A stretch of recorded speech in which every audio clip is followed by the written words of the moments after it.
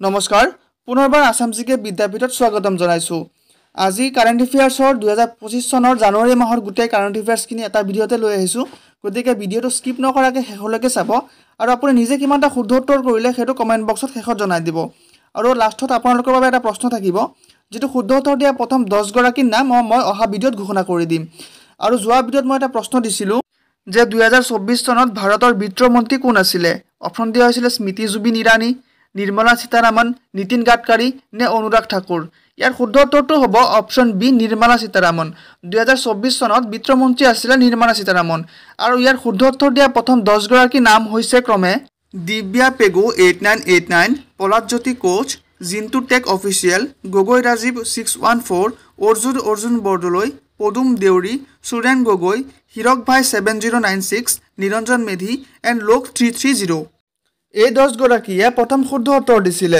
গতিকে আজি আৰু বেছি পলম নকৰি আজিৰ ভিডিওটো আৰম্ভ কৰিছো প্ৰথমটো প্ৰশ্ন how many Padma awards were given in 2025 ইয়াত খুদিছে 2025 চনত কিমানটা পদ্ম বঁটা দিয়া হৈছিল অপচন দিয়া হৈছে অপচনখিনি আপোনালোকে পঢ়ি ল'ব মই এনে সময় নষ্ট নকৰো অপচন 4টা দিয়া হৈছে এই 4টাৰ ভিতৰৰ পৰা ইয়াৰ শুদ্ধ উত্তৰটো হ'ব অপচন ডি 139 2025 চনত টোটাল 139টা পদ্ম এৱাৰ্ড দিয়া হৈছে আৰু ইয়াৰ বিষয়ে আমি অকন চাই লও আহক এডিশনাল পইণ্ট এইখিনি নোট কৰি ৰাখিব এইখিনি দিয়া হৈছে ইম্পৰ্টেন্ট নোটছ বুলি দিয়া হৈছে এইখিনি লিখি ৰাখিব 2025 বৰ্ষৰ বাবে ৰাষ্ট্ৰপতিয়ে 139টা পদ্ম বঁটা অনুমোদন জনাইছে আৰু এই তালিকাত 7টা আছে পদ্ম বিভূষণ 19টা আছে পদ্ম ভূষণ আৰু 113টা আছে পদ্মশ্ৰী বঁটা তাৰে 4জন অসমৰ পৰা পাইছে আৰু নেক্সট কোৱেশ্যনত আছে আপোনালোকে চাবলৈ পাব আৰু বঁটা প্ৰাপ্তসকলৰ ভিতৰত 23 গৰাকী মহিলা আছিলে তাৰ বিদেশী আছিলে প্ৰবাসী ভাৰতীয় আছিলে আৰু আপোনাৰ OCI আছিলে 10 জন ৰবাক মিট গুচাই লৈছো আৰু মৰণোত্তৰভাৱে 13 গৰাকী অন্তৰ্ভুক্ত কৰা হৈছিল তো এই নোটছখিনিও এই এডিশনাল পইণ্টখিনি আপোনালোকে মনত ৰাখিব ইয়াৰ পৰা প্ৰশ্ন অহাৰ সম্ভাৱনা আছে গতিকে নেক্সট প্ৰশ্ন লাগবাহিছো next কোৱেশ্যনটো খুদিছে In which place will the Assam Sahitya Sabha session 2025 to be held? 2025 চনৰ অসম সাহিত্য সভাৰ অধিৱেশন ক'ত অনুষ্ঠিত হৈছিল এটো চাগে আপোনালোকে সকলোৱে জানে ইয়াৰ শুদ্ধ উত্তৰ হ'ব অপচন বি পাঠশালা 2025 চনৰ যেটো অসম সাহিত্য সভাৰ অধিৱেশন হৈছিল এটো পাঠশালাত অনুষ্ঠিত হৈছিল আৰু ইয়াত আপোনালোকে অসম সাহিত্য সভাৰ লোগোটো দেখাই পাইছে এনেকুৱা হৈছে অসম সাহিত্য সভাৰ লোগো আৰু যেটো এইটো লোগো আছে অসম সাহিত্য সভাৰ এই লোগোটো যুগল দাসদেৱে ডিজাইন কৰিছিল আৰু যেটো থিম সং আছে অসম সাহিত্য সভাৰ চিৰচেনেখি মোৰ ভাষা জননী সেই গানটো মিত্ৰদেৱ মহন্তদেৱে লিখিছিল আৰু কম্পোজ কৰিছিল এই দুটা নাম মনত ৰাখিব নেক্সট প্ৰশ্ন লগতে ইয়াৰ ওপৰত এখন এক্সট্ৰা নোটছখিনি চাই লওঁ 2025 চনৰ অসম সাহিত্য সভাৰ বাৰ্ষিক অধিৱেশন পাঠশালাত অনুষ্ঠিত কৰা হৈছিল বা আয়োজন কৰা হৈছিল আৰু ডেটটো মনত ৰাখিব 1 জানুৱাৰীৰ পৰা 4 ফেব্ৰুৱাৰীলৈকে পাঠশালাত ভট্টদেৱ ক্ষেত্ৰত অসম সাহিত্য সভাৰ 77 সংখ্যক দ্বিবাৰ্ষিক অধিৱেশন অনুষ্ঠিত হ'ব বা হৈ গৈছে আৰু এটা প্ৰশ্ন আহা খুবে দেখা পোৱা যায় যে অসম সাহিত্য সভাৰ মুখ্য কাৰ্যালয় ক'ত অৱস্থিত তো এটা বহুতে শিৱসাগৰ বুলি ভাবে কিন্তু শিৱসাগৰ নহয় অসম সাহিত্য সভাৰ মুখ্য কাৰ্যালয় হৈছে যোৰহাটত অৱস্থিত এই নামটো এই শব্দটো মনত ৰাখিব যোৰহাটত গতিকে এই কথাখিনি মনত ৰাখিব আৰু এই দুটা ল্যাঙ্গুৱেজ আছে যিসকলে ইংলিশ বুজি পায় ইংলিশটো পঢ়ি চাব আৰু যিসকলে ইংলিশ বুজি নাপায় তো হিহঁতৰ কাৰণে অসমীয়া মোক বহুতে কমেন্ট কৰি থাকে যে কোৱেশ্যনবিলাক ইংলিশত আনিব কিছুমানে কয় অসমীয়াত আনিব সেইকাৰণে মই দুটা ল্যাঙ্গুৱেজত আনাৰ চেষ্টা কৰো তো গুটেখিনি যিটো বুজি পায় হেতু হিচাপত আপোনালোকে লিখি ৰাখিব তো নেক্সট প্ৰশ্নটো খুদিছে In which place was the 64th annual conference of Bodo Sahitya Sabha held? 64th বৰ্ষীয় অধিৱেশনৰ বড়ো সাহিত্য সভা ক'ত অনুষ্ঠিত হৈছিল আগতো আছিল অসম সাহিত্য সভা এটো আছিল বড়ো সাহিত্য সভা অপচন দিয়া হৈছে কোকৰাঝাৰ উদালগুৰি ডিমাকুছি নে বাক্সা 4টা অপচনৰ ভিতৰত ইয়াৰ শুদ্ধ উত্তৰটো হ'ব অপচন সি ডিমাকুছি 64th বড়ো সাহিত্য সভা ডিমাকুছিত অনুষ্ঠিত হৈছিল আৰু এটো হৈছে বড়ো সাহিত্য সভাৰ লোগো এটো আপোনালোকে দেখিলে চিনি পাব হয়তো তো ইয়াৰ শুদ্ধ উত্তৰ হ'ব অপচন সি ডিমাকুছি নেক্সট প্ৰশ্ন আগবাঢ়িছো তাৰ আগতে অকন এডিশনাল পইণ্ট এইখিনি আপোনালোকে লিখি ৰাখিব হয়তো ইয়াৰ পৰা প্ৰশ্ন আহি যাব পাৰে তো দিয়া আছে ডিমাকুছিত বড়ো সাহিত্য সভাৰ 64 সংখ্যক বাৰ্ষিক অধিৱেশন অনুষ্ঠিত হয় এইটোতো প্ৰশ্নটোতে আছিলে। আৰু বড়ো সাহিত্য সভাৰ 64 সংখ্যক অধিৱেশনৰ মাস্কট আছিলে কেঁকুৰা। এই মাস্কটটো বহুত ইম্পৰ্টেণ্ট। যোৱা আছাম পুলিচৰ এছআই এক্সামতো কিবা এটা মাস্কট আহিছিলে। তো এই মাস্কটটো মনত ৰাখিব, কেঁকুৰা আছিলে। এইবাৰ যিটো 2025 চনত অনুষ্ঠিত হৈ গ'ল তাৰ মাস্কট কেঁকুৰা আছিলে। আৰু বড়ো সাহিত্য সভাৰ মুখ্য কাৰ্যালয় কোকৰাঝাৰত অৱস্থিত। যেনেকৈ অসম সাহিত্য সভাৰ মুখ্য কাৰ্যালয় যোৰহাটত অৱস্থিত, তেনেকৈ বড়ো সাহিত্য সভাৰ মুখ্য কাৰ্যালয় কোকৰাঝাৰত অৱস্থিত। সেইখিনি মনত ৰাখিব। নেক্সট প্ৰশ্ন,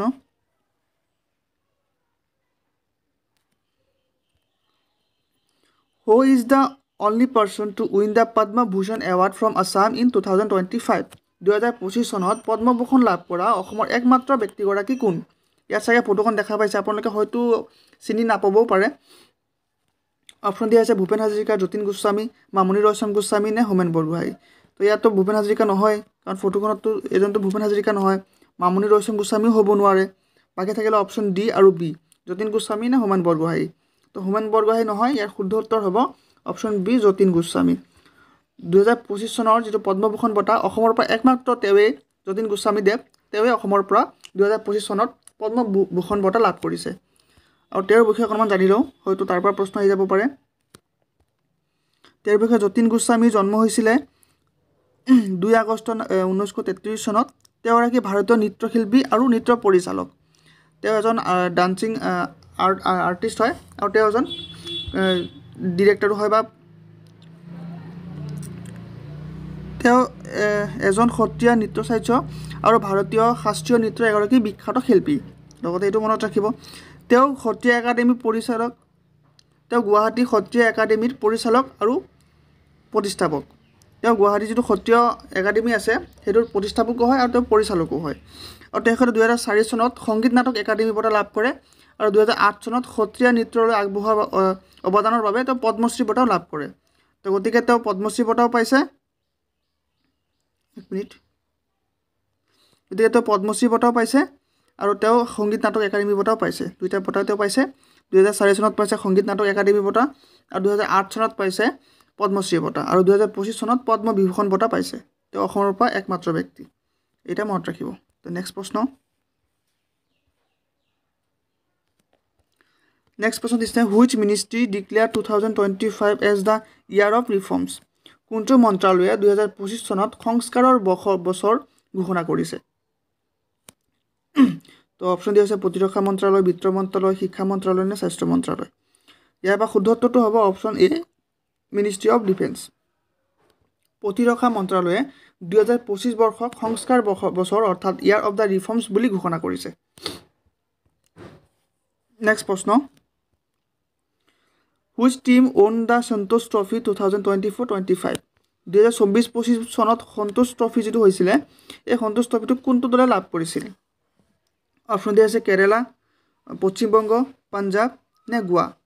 অপশ্যন 4টাৰ ভিতৰত ইয়াৰ শুদ্ধ উত্তৰটো হ'ব অপশ্যন বি, পশ্চিমবংগ অৰ্থাৎ ৱেষ্ট বেংগল। ৱেষ্ট বেংগলে 2024-25 চনত যিটো সন্তোষ ট্ৰফি হৈছিলে এইটো লাভ কৰিছিলে বা জিকিছিলে। নেক্সট প্ৰশ্ন,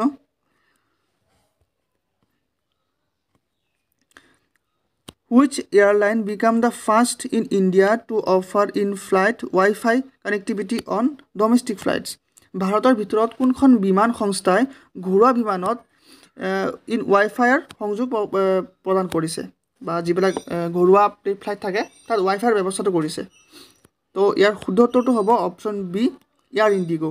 এয়াৰ ইণ্ডিগোৱে যিহেতু সিহঁতৰ ডমেষ্টিক ফ্লাইট আছে সিহঁতত ৱাইফাইৰ ব্যৱস্থা কৰিছে। নেক্সট প্ৰশ্নলৈ আগবাঢ়িছোঁ। 8 নম্বৰ প্ৰশ্ন, which city will host the Commonwealth games 2026? 2026 চনৰ কোনখন চহৰত কমনৱেলথ গেম অনুষ্ঠিত কৰা হ'ব? স্পৰ্টছৰ ওপৰততো জানে কিমানখিনি ইম্পৰ্টেণ্ট হয়, তো যিমানখিনি পাৰিছোঁ মই আনিবলৈ চেষ্টা কৰিছোঁ। তো ইয়াত অপশ্যন দিয়া আছে গ্লাছগো, বাৰ্মিংহাম, লণ্ডন নে দিল্লী। অপশ্যন 4টাৰ ভিতৰত ইয়াৰ শুদ্ধ উত্তৰ হ'ব অপশ্যন এ, গ্লাছগোত 2026 চনৰ যিটো কমনৱেলথ গেম সেইটো অনুষ্ঠিত কৰা হ'ব। তো এইটো মনত ৰাখিব, গ্লাছগোত অনুষ্ঠিত হ'ব। নেক্সট প্ৰশ্নলৈ আগবাঢ়িছোঁ। প্ৰশ্ন number 9, who has been shown as the 23rd governor of Kerala? কেৰেলাৰ 23 সংখ্যক ৰাজ্যপাল হিচাপে কোনে শপত গ্ৰহণ কৰিছে? অপশ্যনকেইটা আপোনালোকে পঢ়ি ল'ব, মই এনেই পঢ়ি সময় নষ্ট নকৰোঁ, যিহেতু ভিডিঅ'টোত 35টা কুৱেশ্যন আছে টোটেল আজি। আপোনালোকে নিজে এটেম্প কৰক আৰু কিমানখিনি শুদ্ধ উত্তৰ দিব পাৰে সেইখিনি জনাব। ইয়াত 4টা অপশ্যনৰ ভিতৰত ইয়াৰ শুদ্ধ উত্তৰটো হ'ব অপশ্যন এ, ৰাজেন্দ্ৰ বিশ্বনাথ আৰ্লেকাৰ।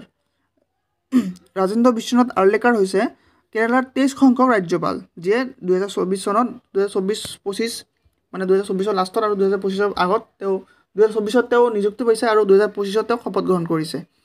তো অপশ্যন এ হ'ব ইয়াৰ শুদ্ধ উত্তৰ। নেক্সট প্ৰশ্ন,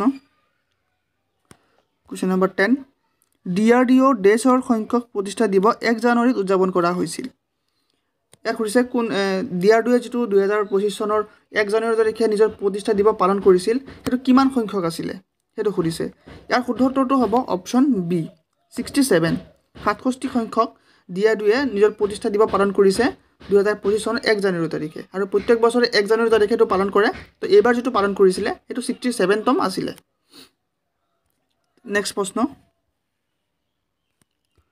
11 নম্বৰ প্ৰশ্ন, চীনে সফলতাৰে পৰীক্ষা কৰা বিশ্বৰ প্ৰথমটো 30 মেগাৱাটৰ বিশুদ্ধ হাইড্ৰজেন গেছৰ টাৰ্বাইনটোৰ নাম কি? What is the name of the world first 30 megawatt pure hydrogen gas turbine successfully tested by China? Option দিয়া হৈছে হাইড্ৰজেন 1, হাইড্ৰ'পাৱাৰ 30, জুপিটাৰ 1, গ্ৰীণটেক। তো ইয়াৰ শুদ্ধ উত্তৰটো হ'ব অপশ্যন চি, জুপিটাৰ 1। ৰিচেণ্টলি চাইনাই যিটো আপোনাৰ 30 মেগাৱাটৰ বিশুদ্ধ হাইড্ৰজেন গেছ টাৰ্বাইন টেষ্ট কৰিছে বা পৰীক্ষা কৰিছে সেইটোৰ নাম হৈছে জুপিটাৰ 1। জুপিটাৰ 1 হ'ব ইয়াৰ শুদ্ধ উত্তৰ। নেক্সট প্ৰশ্ন আগবাঢ়িছোঁ। Question number 12, what is the theme of the Republic day celebration 2025? 2025 চনৰ গণৰাজ্য দিৱসত উদযাপনৰ বিষয়বস্তু কি আছিলে? অৰ্থাৎ থিমটো সুধিছে 2025 চনৰ যিটো গণৰাজ্য দিৱস অৰ্থাৎ ৰিপাব্লিক ডে 26 জানুৱাৰী, তো যিটো পালন কৰা হৈছে সেইটোৰ থিম কি আছিলে? এইটো বহুতে গুৰুত্বপূৰ্ণ, হয়তো আপোনালোকে নিজে গম পায় কোনকেইটা ইম্পৰ্টেণ্ট কোনকেইটা ইম্পৰ্টেণ্ট নহয়। অপশ্যন দিয়া হৈছে 1 ইণ্ডিয়া 1 ফিউচাৰ, অপশ্যন বি দিছে Bharat tradition and future, option C দিছে glorious India past and present, and option D দিছে স্বৰ্ণিম ভাৰত বিচাৰত অৰ বিকাশ। তো এই 4টা বা শুদ্ধ উত্তৰ কি হ'ব? যদি আপোনালোকে নিজে পাৰে কমেণ্ট কৰক। আৰু ইয়াৰ শুদ্ধ উত্তৰটো হ'ব, মই কৈ দিছোঁ অপশ্যন ডি। অপশ্যন ডি হ'ব ইয়াৰ শুদ্ধ উত্তৰ। স্বৰ্ণিম ভাৰত বিৰাসত আৰু বিকাশ এইটো আছিলে 2025 চনৰ যিটো গণৰাজ্য দিৱস উদযাপন কৰিছিলে তাৰ থিম। তো এইটো মনত ৰাখিবলৈ চেষ্টা কৰিব, হয়তো পৰীক্ষাত আহি যাব পাৰে। নেক্সট প্ৰশ্ন, question number 13, which city will host এৰ' ইণ্ডিয়া 2025? কোনখন চহৰে আয়োজন কৰিব এৰ' ইণ্ডিয়া 2025? 2025 চনৰ যিটো এৰ' ইণ্ডিয়া ফেষ্টিভেল হ'ব বা এৰ' ইণ্ডিয়া প্ৰগ্ৰাম হ'ব সেইটো কোনটো চহৰে হোষ্ট কৰিব? অপশ্যন দিয়া হৈছে বেংগালুৰু, হায়দৰাবাদ, চেন্নাই নে পুনে। ইয়াৰ অপশ্যনকেইটাৰ ভিতৰত ইয়াৰ শুদ্ধ উত্তৰটো হ'ব অপশ্যন বি, হায়দৰাবাদ। হায়দৰাবাদত যিটো এৰ' ইণ্ডিয়া 2025 হ'ব সেইটো চেলিব্ৰেট কৰা হ'ব বা হোষ্ট কৰিব হায়দৰাবাদ চহৰে। নেক্সট প্ৰশ্নলৈ আগবাঢ়িছোঁ। Question number 14, where is India's first organic fisheries cluster to be developed? ভাৰতৰ প্ৰথমটো জৈৱিক মীন ক্লাষ্টাৰ ক'ত গঢ়ি তোলা হৈছে? অপশ্যন দিয়া হৈছে অৰুণাচল প্ৰদেশ, অসম, মেঘালয়া নে ছিকিম। অপশ্যন 4টাৰ ভিতৰত ইয়াৰ শুদ্ধ উত্তৰটো হ'ব ছিকিম। ছিকিমত যিটো ভাৰতৰ প্ৰথম জৈৱিক মীন ক্লাষ্টাৰ তাত গঢ়ি তোলা হৈছে ছিকিমত। এনেকুৱা ধৰণৰ প্ৰশ্নবিলাক মনত ৰাখিবলৈ চেষ্টা কৰিব, কাৰণ পৰীক্ষাত বহুতেই গুৰুত্বপূৰ্ণ পৰীক্ষাৰ কাৰণে, যিকোনো পৰীক্ষাৰ কাৰণে, যিহেতু কাৰেণ্ট এফেয়াৰ্ছৰ প্ৰশ্ন। নেক্সট প্ৰশ্ন, which country will host the 5 stage world cup 2025? কোনখন দেশত দবা বিশ্বকাপ 2025 আয়োজন কৰা হ'ব? অপশ্যন দিয়া আছে ৰাছিয়া, ভাৰত, চীন নে USA অৰ্থাৎ আমেৰিকা। অপশ্যন 4টাৰ ভিতৰত ইয়াৰ শুদ্ধ উত্তৰটো হ'ব অপশ্যন বি, ভাৰত। 2025 চনত যিটো বিশ্ব দবা বিশ্বকাপ আয়োজন কৰা হ'ব সেইটো ভাৰতত আয়োজন কৰা হ'ব, অৰ্থাৎ ইণ্ডিয়াই হোষ্ট কৰিব, সেইটো ইণ্ডিয়াত পালন কৰা হ'ব, ইণ্ডিয়াত পতা হ'ব। নেক্সট প্ৰশ্ন, question number 16, justice Alok Aradhe has recently have been shown as the Chief Justice of which High Court? ন্যায়াধীশ আলোক আৰাদে শেহতীয়াকৈ কোনখন উচ্চ ন্যায়ালয়ৰ মুখ্য ন্যায়াধীশ হিচাপে শপত গ্ৰহণ কৰিছে অপশ্যন দিয়া হৈছে Bombay high court Delhi high court Karnataka high court নে কলকাতা হাইকোৰ্ট অপশ্যন কেইটাৰ ভিতৰত ইয়াৰ শুদ্ধ উত্তৰটো হ'ব option A Bombay high court Ashok Aradhe recently তেওঁ শপত গ্ৰহণ কৰিছে এজ এ চিফ জাষ্টিছ বা মুখ্য ন্যায়াধীশ হিচাপে তেওঁ বম্বে উচ্চ ন্যায়ালয় অৰ্থাৎ বম্বে হাইকোৰ্টৰ মুখ্য ন্যায়াধীশ হিচাপে তেওঁ শপত গ্ৰহণ কৰিছে এইটো মনত ৰাখিব নেক্সট প্ৰশ্ন কুৱেশ্যন নম্বৰ 17 হু ইনগ্ৰেটেড এছিয়াছ ছেকেণ্ড ইস্কন টেম্পল এছিয়াৰ দ্বিতীয়টো ইস্কন মন্দিৰ কোনে উদ্বোধন কৰিছিল অপশ্যন দিয়া আছে নৰেন্দ্ৰ মোদী যোগী আদিত্যনাথ অমিত শ্বাহ নে ৰাজনাথ সিং অপশ্যন চাৰিটাৰ ভিতৰত ইয়াৰ শুদ্ধ উত্তৰটো হ'ব অপশ্যন এ নৰেন্দ্ৰ মোদী প্ৰধানমন্ত্ৰী নৰেন্দ্ৰ মোদীয়ে এছিয়াৰ বৃহত্তম যিটো ইস্কন টেম্পল দ্বিতীয় বৃহত্তম সেইটো ৰিচেণ্টলি ইনগ্ৰেট কৰিছে আৰু তাৰ লগত ইম্পৰ্টেণ্ট পইণ্ট আমি জানি লওঁ যিটো ইস্কন টেম্পলটোৰ নাম আহিছে Prime Minister Narendra Modi inaugurated the Sri Sri Radha Madan Mohanji Temple is ISKCON in Navi Mumbai, Maharashtra on January 15, 2025. 2025 চনৰ 15 জানুৱাৰী তাৰিখে প্ৰধানমন্ত্ৰী নৰেন্দ্ৰ মোদীয়ে যেটো এছিয়াৰ দ্বিতীয় বৃহত্তম ইস্কন টেম্পল যেটো মুম্বাইত নবী মুম্বাই মহাৰাষ্ট্ৰত মুম্বাইত অৱস্থিত সেটো ইনগ্ৰেট কৰিছে দিস টেম্পল বিল্ড ওভাৰ 12 বছৰ মানে অৰ্থাৎ এই মন্দিৰটো বনাবলৈ 12 বছৰ লাগিছে কষ্ট 170 crore 170 কোটি টকাত এই মন্দিৰটো বনাইছে ইজ এছিয়াৰ সেকেন্ড লাৰ্জেষ্ট ইস্কন টেম্পল এটো এছিয়াৰ দ্বিতীয় বৃহত্তম ইস্কন টেম্পল হয় আৰু ইস্কনৰ ফুল ফৰ্মটো আপোনালোকে জানি থক ইন্টাৰনেশ্যনেল সিকিউৰিটি অফ কৃষ্ণা এটো ইস্কন যেটো আছে ইস্কন শব্দটো ইয়াৰ অৰ্থটো হৈছে ইন্টাৰনেশ্যনেল সিকিউৰিটি অফ কৃষ্ণা আৰু ইয়াত কনসিস্টেন্সনেস the first ISKCON temple in Asia was the Sri Krishna Balaram temple in Vrindavan, India. It was built in 1975. Recently, যেটো Prime Minister Narendra Modi inaugurate কৰিছে হেটো দ্বিতীয় বৃহত্তম হয় এছিয়াৰ আৰু যেটো এছিয়াৰ সবতকৈ বৃহত্তম হেটো ভাৰততে আছে আৰু বৃন্দাবনত আছে আৰু হেটো শ্ৰী কৃষ্ণ বলৰাম টেম্পল হয় যেটো 1975 ত বনোৱা হৈছিল নেক্সট প্ৰশ্ন আগবাঢ়িছো question number 18 Which state was the Flamingo Festival 2025 celebrated? কোনখন ৰাজ্যত ফ্লেমিঙ্গো উৎসৱ 2025 উদযাপন কৰা হ'ব? অপচন দিয়া হৈছে গুজৰাট, তামিলনাডু, অন্ধ্ৰ প্ৰদেশ নে মহাৰাষ্ট্ৰ। ইয়াৰ শুদ্ধ উত্তৰ কোনটো হ'ব? চাৰিটা অপচনৰ ভিতৰত ইয়াৰ শুদ্ধ উত্তৰটো হ'ব অপচন সি অন্ধ্ৰ প্ৰদেশ। অন্ধ্ৰ প্ৰদেশত ফ্লেমিঙ্গো উৎসৱ 2025 উদযাপন কৰা হ'ব। নেক্সট প্ৰশ্ন In which city was India's first indigenous driverless metro train run? ভাৰতৰ প্ৰথমখন থলুৱা নিৰ্মিত চালকবিহীন মেট্ৰো ট্ৰেইন কোনখন চহৰত চলিছিল? মানে এনেকুৱা এখন ট্ৰেইন য'ত চালক নাইকিয়া অটোমেটিক্যালি চলে এটা হয়তো আপোনালোকে বুজি পায়। অপচন দিয়া হৈছে দিল্লী, বেংগালুৰু, মুম্বাই নে হায়দৰাবাদ। অপচন চাৰিটাৰ ভিতৰত ইয়াৰ শুদ্ধ উত্তৰটো হ'ব অপচন বি বেংগালুৰু। বেংগালুৰুত ভাৰতৰ প্ৰথমখন থলুৱা নিৰ্মিত চালকবিহীন মেট্ৰো ট্ৰেইনখন চলিছিল। এটা মনত ৰাখিব।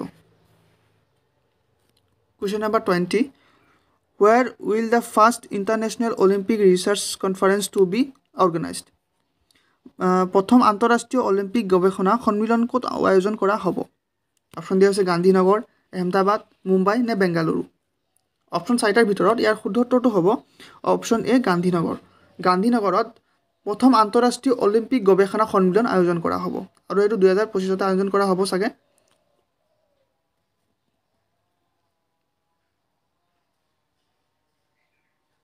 নেক্সট প্ৰশ্ন আগবাঢ়িছো। Question number 21 Which country will host the FIFA World Cup 2034? FIFA বিশ্বকাপ 2034 কোনখন দেশত আয়োজন কৰিব? অপচন দিয়া হৈছে অষ্ট্ৰেলিয়া, সৌদি আৰব, USA নে জাপান। অপচন কেইটাৰ ভিতৰত শুদ্ধ উত্তৰ হ'ব অপচন বি সৌদি আৰব। 2034 চনত যেটো FIFA বিশ্বকাপ অনুষ্ঠিত কৰা হ'ব হেতু সৌদি আৰবত অনুষ্ঠিত হ'ব। নেক্সট প্ৰশ্ন Where was the 18th প্ৰবাসী ভাৰতীয় দিৱস 2025 held? 18 সংখ্যক প্ৰবাসী ভাৰতীয় দিৱস 2025 ক'ত অনুষ্ঠিত হৈছিল? অপচন দিয়া হৈছে গান্ধীনগৰ, বনাৰসী, ভুৱনেশ্বৰ নে জয়পুৰ। অপশ্যন কেইটাৰ ভিতৰত ইয়াৰ শুদ্ধ উত্তৰটো হ'ব অপশ্যন চি ভুৱনেশ্বৰ। আৰু এইটো যিটো প্ৰবাসী ভাৰতীয় দিৱস সেইটো কিয় পালন কৰে আপোনালোকে হয়তো নিশ্চয় জানে, কিছুমানে জানিব কিছুমানে নাজানিব, গতিকে মই কৈ দিছোঁ বাৰু। মহাত্মা গান্ধী 9 জানুৱাৰী দিনাখন 9 জানুৱাৰী 1915 ভাৰতত আহিছিলে। তেওঁ আগতে চাউথ আফ্ৰিকাত আছিলে, এইটো হয়তো সকলোৱে জানে। আৰু চাউথ আফ্ৰিকাত তেওঁক ভাই বুলি জনা গৈছিলে। আৰু তেওঁ যেতিয়া ইণ্ডিয়ালৈ ঘূৰি আহিলে চাউথ আফ্ৰিকাৰ পৰা, এইটো 9 জানুৱাৰী 1915 ইণ্ডিয়াত আহিছিলে। আৰু যিহেতু 9 জানুৱাৰীৰ দিনাখন আহিছিলে ইণ্ডিয়াত, সেইকাৰণে প্ৰত্যেক বছৰে 9 জানুৱাৰীৰ দিনাখন অৰ্থাৎ 9 জানুৱাৰীৰ দিনাখন প্ৰবাসী ভাৰতীয় দিৱস পালন কৰা হয়। আৰু এইটো 18 সংখ্যক প্ৰবাসী ভাৰতীয় দিৱস 2025 পালন কৰিছিলে, আৰু সেইটো ভুৱনেশ্বৰত পালন কৰিছিলে। নেক্সট প্ৰশ্ন, which country will host the Asian summit 2025? কোনখন দেশে আয়োজন কৰিব এছিয়ান সন্মিলন 2025 চনৰ যিটো এছিয়ান ছাবমিট হ'ব, সেইটো কোনখন দেশে এইটো আয়োজন কৰিব? অপশ্যন দিয়া হৈছে থাইলেণ্ড, মালয়েছিয়া, ভিয়েটনাম নে ইণ্ডোনেছিয়া। অপশ্যন 4টাৰ ভিতৰত ইয়াৰ শুদ্ধ উত্তৰটো হ'ব অপশ্যন বি মালয়েছিয়া। 2025 চনৰ যিটো এছিয়ান সন্মিলন অনুষ্ঠিত কৰা হ'ব সেইটো মালয়েছিয়াই অনুষ্ঠিত কৰিব। নেক্সট প্ৰশ্ন 24, which state has been chosen to host the 38 national games? 38 সংখ্যক ৰাষ্ট্ৰীয় গেমছ আয়োজন কৰিবলৈ কোনখন ৰাজ্য বাছনি কৰা হৈছে? অপশ্যন দিয়া হৈছে উত্তৰাখণ্ড, গুজৰাট, অসম নে তামিলনাডু। আৰু এই 4টা অপশ্যনৰ ভিতৰত শুদ্ধ এনচাৰটো হ'ব অপশ্যন এ উত্তৰাখণ্ড। যিটো 38 সংখ্যক ৰাষ্ট্ৰীয় গেমছ আয়োজন কৰা হ'ব সেইটোৰ কাৰণে ভাৰতৰ উত্তৰাখণ্ড যিখন ৰাজ্য আছে সেইখন বাছনি কৰা হৈছে, অৰ্থাৎ উত্তৰাখণ্ডত এইটো আয়োজন কৰা হ'ব। নেক্সট প্ৰশ্ন 25, India's first glass bridge was inaugurated in which city? ভাৰতৰ প্ৰথমখন কাঁচৰ দলং কোনখন চহৰত উদ্বোধন কৰা হৈছে? অপশ্যন দিয়া হৈছে কন্যাকুমাৰী, জয়পুৰ, ঋষিকেশ নে দাৰ্জিলিং। আপোনালোকে হয়তো কাঁচৰ দলং কি হয় দেখিছে, হয়তো যিটো চাইনাত আছে, বহুত ডাঙৰ ডাঙৰ কাঁচৰ ব্ৰিজ আছে। তেনেকৈ আমাৰ ভাৰততো তেনেকৈ উদ্বোধন কৰা হৈছে, প্ৰথমবাৰৰ কাৰণে কৰা হৈছে, আৰু সেইটো হৈছে কন্যাকুমাৰী। অপশ্যন এ হ'ব ইয়াৰ শুদ্ধ উত্তৰ, কন্যাকুমাৰীত ভাৰতৰ প্ৰথমখন কাঁচৰ দলং উদ্বোধন কৰা হৈছে। নেক্সট প্ৰশ্ন, in which state has the Ganga river dolphin tracked for the first time as the part of wildlife conservation? কোনখন ৰাজ্যত গংগা নদীৰ ডলফিনক বন্যপ্ৰাণী সংৰক্ষণৰ অংশ হিচাপে প্ৰথমবাৰৰ বাবে ট্ৰেক কৰা হৈছে? অপশ্যন দিয়া হৈছে বিহাৰ, অসম, উত্তৰ প্ৰদেশ নে পশ্চিমবংগ। ইয়াৰ অপশ্যন 4টাৰ ভিতৰত ইয়াৰ শুদ্ধ উত্তৰ হ'ব অসম। আমাৰ অসমত গংগা নদীৰ যি ডলফিন আছে সেই ডলফিনক বন্যপ্ৰাণী সংৰক্ষণৰ অংশ হিচাপে প্ৰথমবাৰৰ বাবে ট্ৰেক কৰা হৈছে, সেইটো মনত ৰাখিব। Question number 27, how many person from Assam has been conferred Padma Shri award in 2025? কিমানজন অসমীয়া ব্যক্তিলৈ 2025 চনৰ পদ্মশ্ৰী বঁটা আগবঢ়োৱা হৈছে? অপশ্যন দিয়া হৈছে 3টা, 4টা, 5টা নে 6টা। ইয়াৰ শুদ্ধ উত্তৰ হ'ব অপশ্যন বি 4টা। 2025 চনত পদ্মশ্ৰী বঁটা 4জন অসমীয়া ব্যক্তিক দিয়া হৈছিলে, আৰু সেই 4জন কোন কোন আছিলে আমি চাই লওঁ আহক। গোটেই লিষ্টটো আছে, আপোনালোকে লিষ্টটো স্ক্ৰীনশ্বট মাৰি ল'ব, নহ'লে লিখি ৰাখিব। Padma Shri award from Assam in 2025, Shri Anil Kumar বড়োক দিয়া হৈছিলে, আৰু তেওঁক দিয়া হৈছিলে লিটাৰেচাৰ এণ্ড এডুকেশ্যনৰ কাৰণে। তেওঁ লিটাৰেচাৰৰ লগত জড়িত, তো তেওঁ সেইটোৰ কাৰণে তেওঁক পদ্মশ্ৰী বঁটা দিয়া হৈছে। শ্ৰীমতী গীতা উপাধ্যায়ক দিয়া হৈছে, আৰু তেওঁ লিটাৰেচাৰ আৰু এডুকেশ্যনৰ লগত জড়িত। শ্ৰী জইনাচৰণ ভাতাৰী দেৱকো দিয়া হৈছে, আৰু তেওঁ আৰ্টৰ লগত জড়িত, তেওঁ কলাৰ লগত জড়িত। আৰু শ্ৰী ৰেবাকান্ত মহন্ত দেৱকো দিয়া হৈছে, আৰু তেওঁ আৰ্টৰ লগত জড়িত। এই 4জনক এইবাৰ 2025 চনৰ যি পদ্মশ্ৰী এৱাৰ্ড অসমৰ পৰা এই 4জনক দিয়া হৈছে। গতিকে এই লিষ্টটো মনত ৰাখিব, আৰু হয়তো পাৰিলে স্ক্ৰীনশ্বট মাৰি ৰাখি থওক। ইয়াৰ পৰা হয়তো এটা প্ৰশ্ন বনাই দিব পাৰে, যিটো 4জন মানুহৰ নাম আছে, হয়তো এনেকৈ দি দিব যে যি ৰেবাকান্ত মহন্তই কিহৰ কাৰণে পদ্মশ্ৰী বঁটা পাইছিলে, কেটেগৰীটো সুধি দিব পাৰে, বা অনিল কুমাৰ বড়ো তেওঁৰ কেটেগৰী সুধি দিব পাৰে। তো এই চাৰ্টটো মনত ৰাখিব। আগবাঢ়িছোঁ নেক্সট প্ৰশ্নলৈ। প্ৰশ্ন 28 নম্বৰ প্ৰশ্ন, who has been elected as the new president of Asam Sahitya Sabha? Assam সাহিত্য সভাৰ নতুন সভাপতি হিচাপে কোন নিৰ্বাচিত হৈছে? অপশ্যন দিয়া আছে ডক্টৰ বসন্ত কুমাৰ গোস্বামী, ডক্টৰ উপেন্দ্ৰ ৰাভা হাকাচাম, পদুম ৰাজখোৱা নে ওপৰৰ এজনো নহয় ইয়াৰ শুদ্ধ উত্তৰটো হ'ব option A doctor Basanta Kumar Goswami doctor Basanta Kumar Goswami 2025 চনৰ যিটো সাহিত্য সভা হৈ গৈছে তাত নতুন সভাপতি হিচাপে শপত গ্ৰহণ কৰিছে বা নিৰ্বাচিত হৈছে সেইটো মনত ৰাখিব ডক্টৰ বসন্ত কুমাৰ গোস্বামী দেৱ নেক্সট প্ৰশ্ন 29 name of the biographical novel on Birubala Rabha released recently শেহতীয়াকৈ প্ৰকাশিত বিৰুবালা ৰাভাৰ ওপৰত জীৱনীমূলক উপন্যাসখনৰ নাম কি বিৰুবালা ৰাভা ছাৰ আপোনালোকে গমেই পায় ৰিচেণ্টলি 2024 চনত তেওঁ ঢুকাইছে তেওঁৰ মৃত্যুবৰণ কৰিছে তো তেওঁৰ জীৱনৰ ওপৰত যিটো জীৱনীমূলক উপন্যাস লিখিছে সেইখনৰ নাম কি অপশ্যন কেইটা আপোনালোকে চাই ল'ব Birubala the pride of Assam Birubala the unsung heroine Agniprabha নে ওপৰৰ এটাও নহয়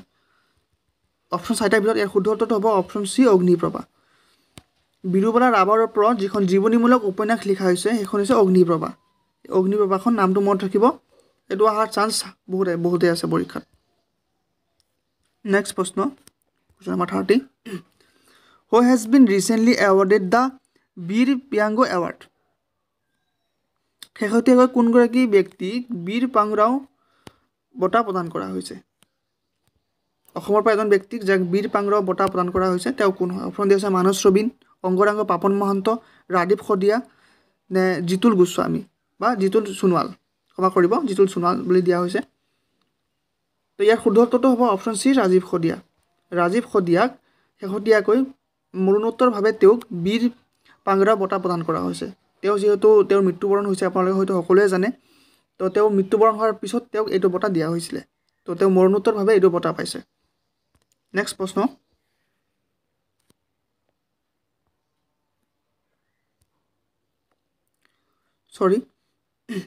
question number 31 who has won the first medal from Assam at 38 National Games 2025 38তম ৰাষ্ট্ৰীয় ক্ৰীড়া 2025ত অসমৰ হৈ কোনে প্ৰথমে পদক লাভ কৰিছে অপশ্যন কেইটা চাব সামা ব্ৰহ্ম বিজিত নাৰ্জাৰী লোকেশ বড়ো নে নিখিল বৰুৱা অপশ্যন চাৰিটাৰ ভিতৰত ইয়াৰ শুদ্ধ উত্তৰটো হ'ব অপশ্যন এ সামা ব্ৰহ্মই 38তম অৰ্থাৎ 38তম ৰাষ্ট্ৰীয় যিটো ক্ৰীড়া 2025 অনুষ্ঠিত কৰা হৈছিলে তাত অসমৰ পৰা প্ৰথম পদক লাভ কৰিবলৈ সক্ষম হৈছিলে আৰু তাৰ বিষয়ে আমি অকণ জানি লওঁ অকণ এডিশ্যনেল পইণ্ট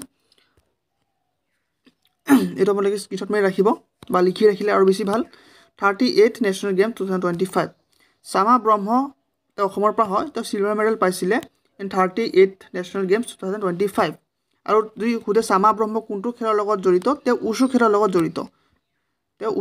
জড়িত এইটো মনত ৰাখিব আৰু হোষ্ট কৰিছিলে উত্তৰাখণ্ডত য'ত 38 নেশ্যনেল গেমছ 2025 অনুষ্ঠিত হৈছিলে সেইটো উত্তৰাখণ্ডত অনুষ্ঠিত হৈছিলে আৰু ইনিগ্ৰেট হৈছিলে 28 জানুৱাৰী 2025 28 জানুৱাৰী তাৰিখে 2025 চনৰ 28 জানুৱাৰী তাৰিখে এইটো গেম ষ্টাৰ্ট কৰা হৈছিলে আৰু ইনিগ্ৰেটেড বাই PM নৰেন্দ্ৰ মোদী এইটো প্ৰাইম মিনিষ্টাৰ নৰেন্দ্ৰ মোদী ইনিগ্ৰেট কৰিছিলে আৰু ক্লোজিং ডেট 14 ফেব্ৰুৱাৰী 2025 অৰ্থাৎ যোৱাকালি 24 তাৰিখ গৈছে যোৱাকালি এইটো খেল সমাপ্ত কৰা হৈছে আৰু ইয়াৰ মাস্কট আছিলে মৌলি যিটো এটা চৰাই হয় আৰু এইটো উত্তৰাখণ্ডৰ ষ্টেট বাৰ্ড হয় যেহেতু উত্তৰাখণ্ডত অনুষ্ঠিত হৈছিলে সেইকাৰণে ইয়াৰ মাস্কটটো মৌলি বুলি ৰাখিছিলে আৰু মৌলিটো উত্তৰাখণ্ডৰ ষ্টেট বাৰ্ড হয় আমাৰ যেনেকৈ দেওহা হয় তেনেকৈ উত্তৰাখণ্ডৰ মাউলি হয় এইখিনি মনত ৰাখিব এই গোটেইখিনি পইণ্ট মনত ৰাখিবলৈ চেষ্টা কৰিব